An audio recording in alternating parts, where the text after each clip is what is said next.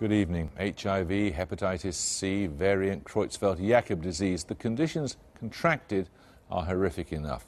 Worse is that they were given to people in the course of treatment in the National Health Service. The scandal of contaminated blood is the most serious of its kind in the history of the NHS.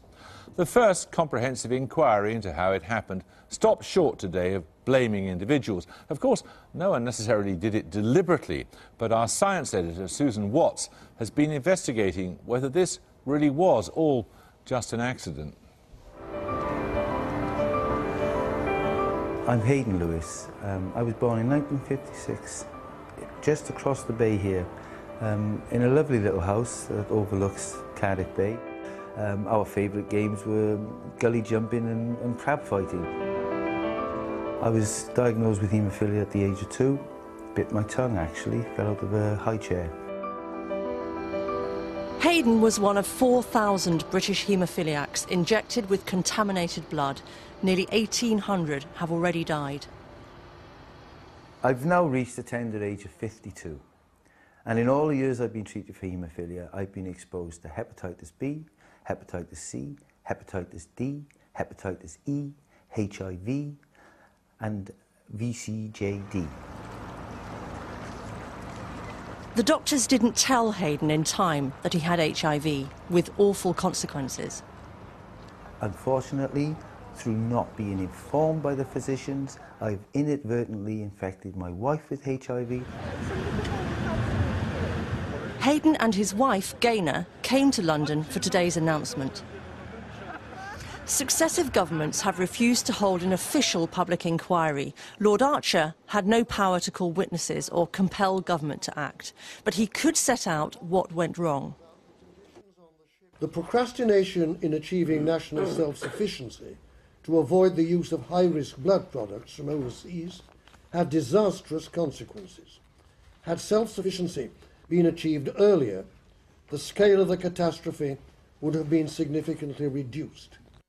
Lord Archer decided not to point the finger of blame at any individuals, but the evidence submitted shows there were two key periods of time when mistakes were made, during the 1970s and the 1980s. And many haemophiliacs blame the ministers who were in charge at the time. Ministers should take that responsibility. You know, if we look back on what's happened, we know what's happened. It's been well documented. They must have known, they must have been aware, but to a certain extent they shut their eyes to what was going on, and nothing was done. Decisions were made in full knowledge that they were going to risk people. So yes, I think ministers need to take responsibility for their actions.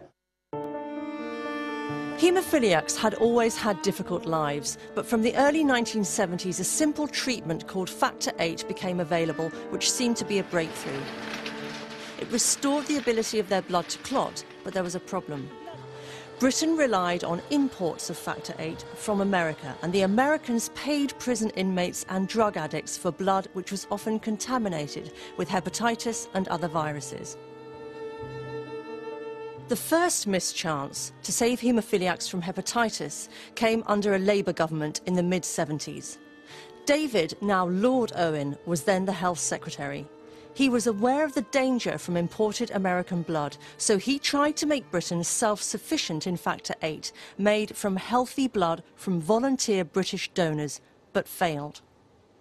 The decision was taken to go for self-sufficiency, and somewhere between 76 to early 80s, that was pushed on one side progressively, and Parliament was never informed, and people were given to believe that safeguards would be put in place, and safeguards were not put in place.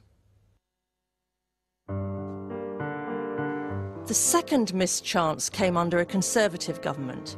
In March 1982, warnings started to circulate in the Health Department about a new virus that had infected 400 haemophiliacs in the US, what became known as HIV/AIDS. Half of the Factor VIII bought from commercial companies is imported from the USA, where drug addicts attempted to give blood simply for the money. A senior health official warned that the department might have to block that tainted blood being imported by revoking licences of certain manufacturers. But nothing was done and the chance was missed. In May 1983, the focus shifts to Britain.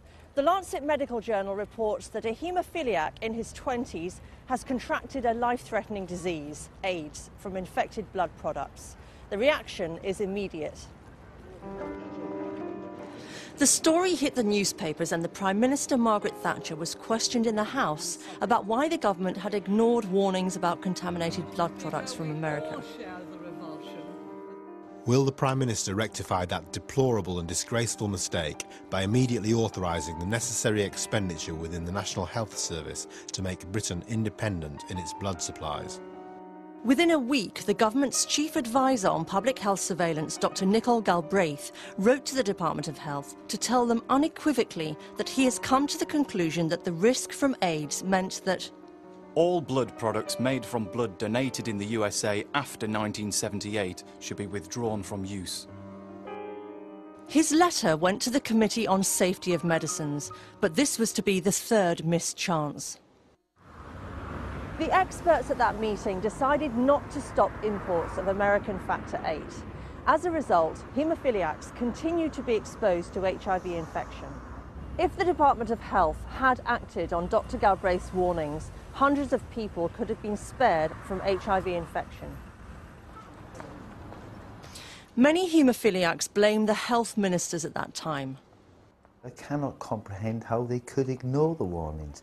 So when a health minister is told that there is this really severe threat to the public and to specifically a haemophilia patient group, how else is a politician meant to react but stop at all cost that actually getting into contact with the human population?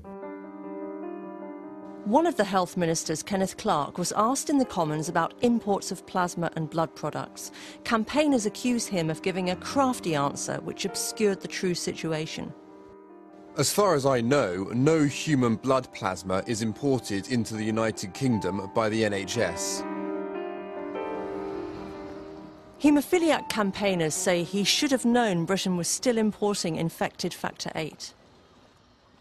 Kenneth Clarke specifically was playing games in many of the answers he gave politicians who were concerned about the risks. One donor whose identity only became known. As Lord Archer highlights in today's report, Kenneth Clarke continued to make reassuring noises. Meanwhile, the NHS carried on injecting haemophiliacs with infected blood, and some of them started dying of AIDS as a result. There is no conclusive evidence that AIDS is transmitted by blood products. A Conservative spokesman told Newsnight, in the Archer report,